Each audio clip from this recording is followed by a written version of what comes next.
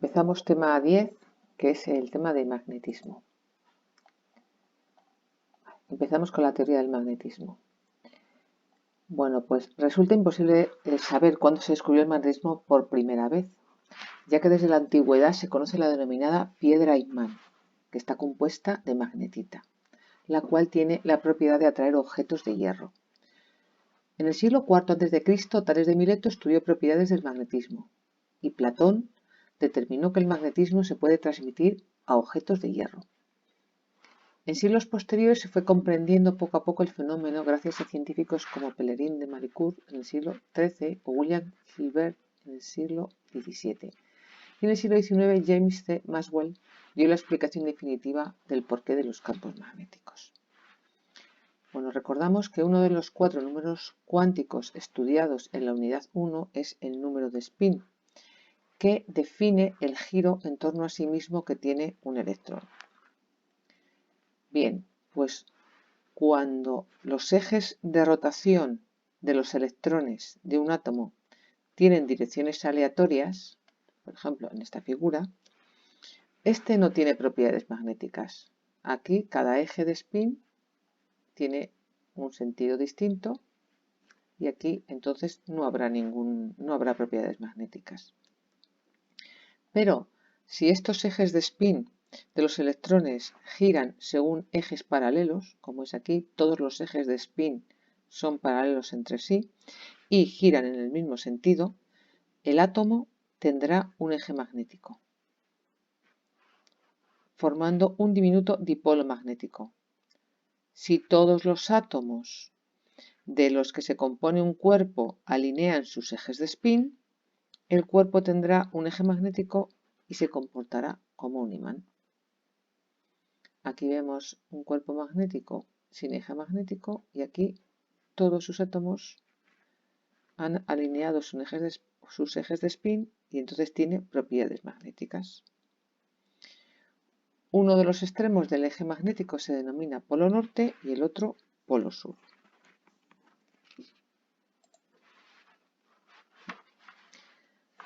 Propiedades de un imán.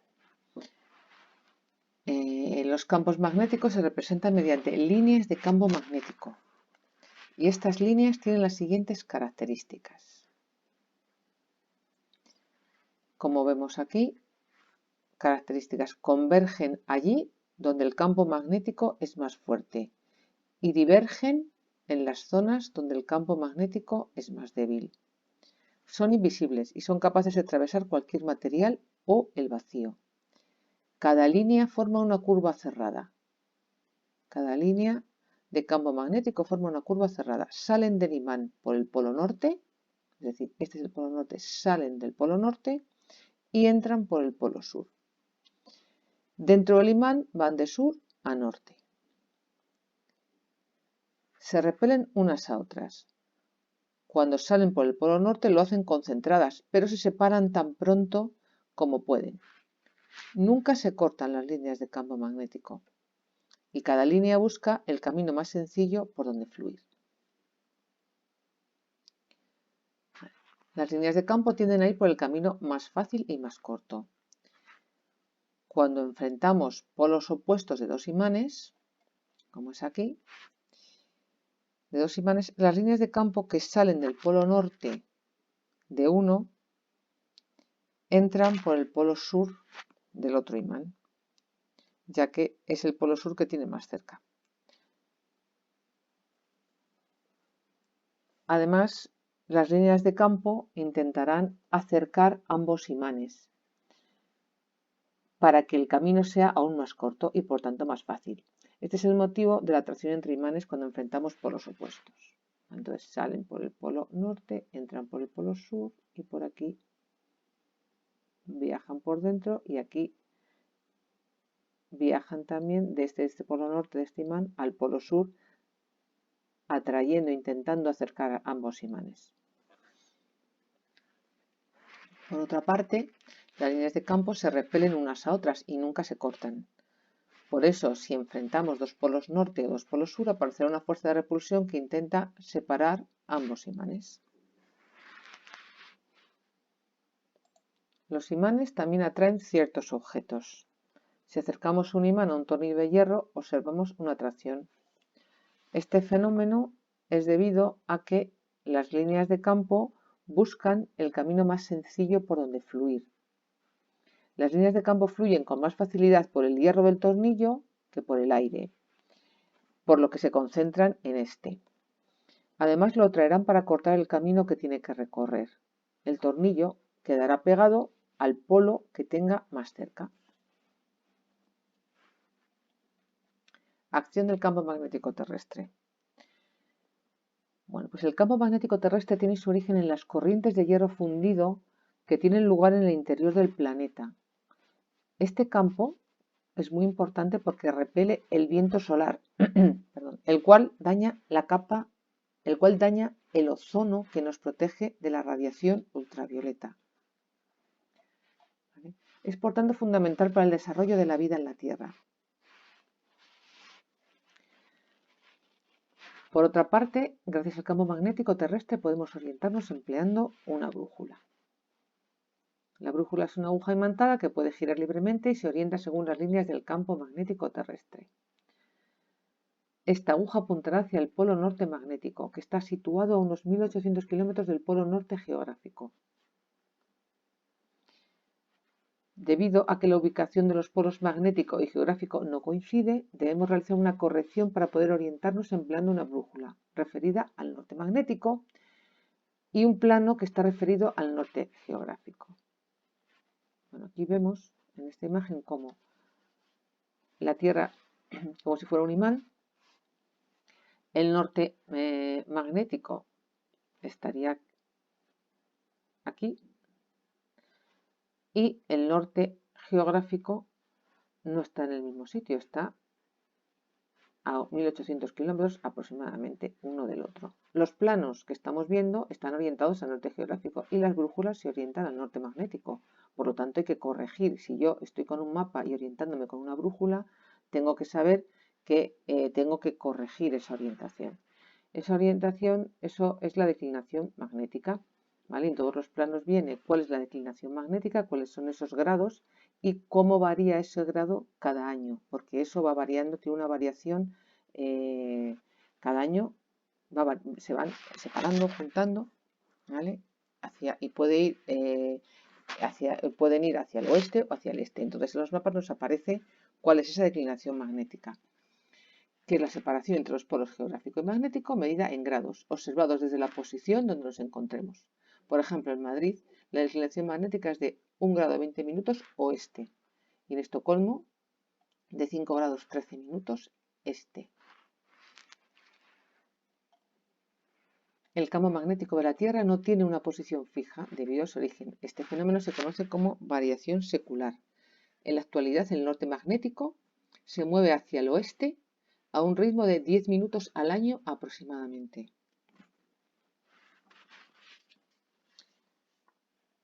Ahora bien, siempre hemos escuchado que el polo norte de la aguja de la brújula apunta hacia el polo norte de la Tierra. Pero si colocamos la brújula sobre un pequeño imán, observamos que el norte de la aguja apunta hacia el polo sur del imán. Entonces, lo que ocurre es que cuando se descubrió el campo magnético terrestre, se estipuló que el polo norte, que el polo que estaba cerca del norte geográfico era el polo norte magnético. Pero hoy en día sabemos que eso no es así, que las líneas de campo salen de cerca del polo sur, es decir, que el polo sur geográfico sería realmente el norte magnético, y entran cerca del polo norte, que sería realmente el sur magnético. En definitiva, el polo norte magnético es realmente un polo sur, pero está aceptado este convencionalismo y siempre vamos a denominar polo norte magnético al que está cerca del norte geográfico, aunque realmente sepamos que en este entran las líneas de fuerza. Vamos a ver la magnetización y desmagnetización. Bueno, la magnetización, imantación o imanación es el proceso por el cual un cuerpo adquiere un campo magnético. Si acercamos un imán a una pieza de hierro, ésta adquirirá un cierto campo magnético. ¿Vale? Si acercamos un imán a una pieza de hierro, las líneas de campo pasarán a través de ésta, dotándole de eje magnético. Si acercamos un polo norte, en la pieza aparecerá un polo sur. Y si acercamos un polo sur, aparecerá un polo norte. Lo vemos aquí. Si yo acerco un imán a una pieza de hierro, acerco un polo norte, en la pieza más cercana al polo norte va a aparecer un polo sur. Y si acercara un polo norte, un polo sur, este fuera sur, pues aquí aparecería un polo norte. La pieza se magnetizará creando un polo opuesto al que se le acerca, ya que lo que tiende es a atraer a esto que se le acerca. Aparece una fuerza que intenta acercar la pieza al imán. Si una vez que se ha magnetizado la pieza la separamos del imán, esta mantendrá su magnetismo durante un tiempo. Y este tiempo se llama retentividad magnética del material. Esa retentividad magnética depende del material con el que esté fabricada la pieza y de la intensidad del campo magnético provocado por el imán. La retentividad magnética es la cualidad que tienen algunas sustancias para retener las propiedades magnéticas adquiridas por la influencia de un campo magnético vecino una vez que dicho campo ha desaparecido. Para estudiar cómo afecta la intensidad del campo magnético al proceso de imantación, recurriremos a la curva de histéresis de magnetización denominada loop de histéresis. Esta gráfica relaciona la intensidad del campo magnético proporcionada por un imán, que sería H, que lo representamos en el eje de abscisas, ¿vale? Esta es la intensidad del campo magnético proporcionada por el imán, y la densidad de campo magnético, que es B, que es la adquirida por la pieza que queremos imantar. Vale. Partimos de una pieza de hierro carente de campo magnético y entonces empezamos a aumentar la intensidad del campo magnético del imán. Pequeños aumentos de esta intensidad magnética proporcionada por el imán, pues suponen también unos pequeños aumentos de la imantación de esa pieza. Provocan unas pequeñas alineaciones de spin y la pieza adquiere un magnetismo leve. Sería este tramo de 0 hasta el 1. Si en ese momento retiramos el imán, la pieza se desmagnetizará por sí sola en poco tiempo. Pero si seguimos aumentando la intensidad de ese imán, podremos observar que el número de alineaciones de spin aumenta rápidamente. Ahí estamos aumentando y aquí vemos cómo aumenta rápidamente.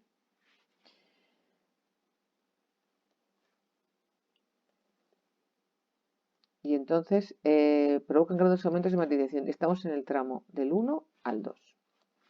Llegará un momento en que todos los ejes de spin estén alineados, por lo que la pieza no podrá magnetizarse más. Hemos alcanzado la saturación magnética.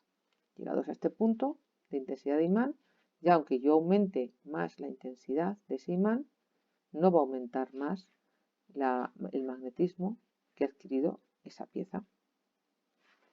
Entonces aquí estamos llegando a la saturación magnética. Si una vez llegado a este punto disminuimos la intensidad H, vamos disminuyendo, disminuye la intensidad de este campo magnético, la intensidad H, si una vez llegados a este punto, disminuimos la intensidad H, veremos que el magnetismo adquirido disminuye, ¿vale? Va disminuyendo, pero siguiendo un camino distinto que durante la magnetización. Ahora el camino es del punto 3 al punto 4. De manera que cuando yo he llegado al punto 4, no hay ningún magnetismo, estoy en el punto 0. Aquí no tengo magnetismo, pero sin embargo la pieza se ha quedado con un magnetismo remanente. Se queda con un magnetismo que es el del punto 4. Resulta que la pieza retiene parte del campo magnético adquirido. ¿Vale? Se queda con un magnetismo remanente. ¿Vale? ¿Por qué la pieza mantiene su campo magnético? Se debe al fenómeno de histéresis, que la histéresis es la tendencia de una sustancia a conservar sus propiedades. En el caso particular de la histéresis magnética, esto nos viene aquí, ¿vale? En el caso particular de la histéresis magnética podemos decir que la pieza de hierro que estamos magnetizando no desea hacerlo, pero una vez que ha adquirido el magnetismo no desea perderlo. Si quisiéramos desmagnetizar la pieza, deberíamos someterla a un campo magnético de polaridad contraria a la anterior y de intensidad suficiente para llegar al punto 5 de la curva. Aquí hemos visto que el campo magnético, si aquí era positivo, digamos, o tenía un sentido, bueno, un polo norte, aquí es el de polaridad contraria. Entonces, si este es un polo norte, por ejemplo, este sería un polo sur. Aquí aumentamos el magnetismo, pero el sentido contrario, y llega un momento en que lo desmagnetizo. En el punto 5 vemos que B es 0. Entonces, aquí la pieza está desmagnetizada. A la intensidad de campo necesaria para desmagnetizar a un cuerpo se denomina fuerza coercitiva. Si la intensidad es mayor en sentido contrario, sigo aumentando la intensidad en sentido contrario, entonces estaría magnetizando la pieza, pero con la polaridad contraria. Aquí sigo aumentando y la pieza se va magnetizando, va adquiriendo un magnetismo, pero de sentido contrario, pudiendo llegar incluso, yo sigo aumentando hacia esta zona que ya está, es la saturación. Hemos visto que aquí, aunque aumente más, ¿vale? Aquí la imantación que ha cogido la pieza es la misma. Por lo tanto, aquí he llegado a la saturación magnética, pero con la polaridad contraria.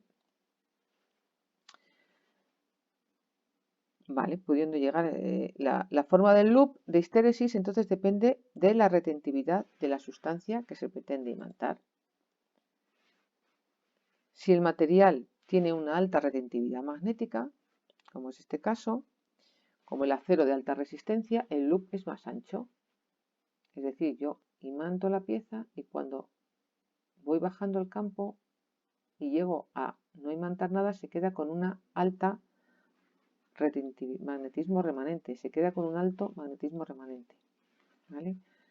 Si el material es de baja retentividad, como el acero dulce o el acero suave, pues aquí cuando el campo magnético va bajando, el del imán, pues aquí el magnetismo remanente es mucho menor. Las piezas magnetizadas también pueden perder su magnetismo por otros motivos que no sean la influencia de otro campo magnético de polaridad contraria. Una de estas formas es calentando la pieza por encima de la temperatura de Curie. Si, por ejemplo, calentamos una pieza magnetizada de hierro por encima de 770 grados centígrados, que es la temperatura de Curie del hierro, perderá su magnetismo. También se puede desimantar un cuerpo golpeándolo con fuerza. Como hemos estudiado, el origen del campo magnético es la alineación de los ejes de giro de los electrones. Si golpeamos un cuerpo magnetizado, moveremos muchos de estos ejes desalineándolos y esto provoca la pérdida del magnetismo.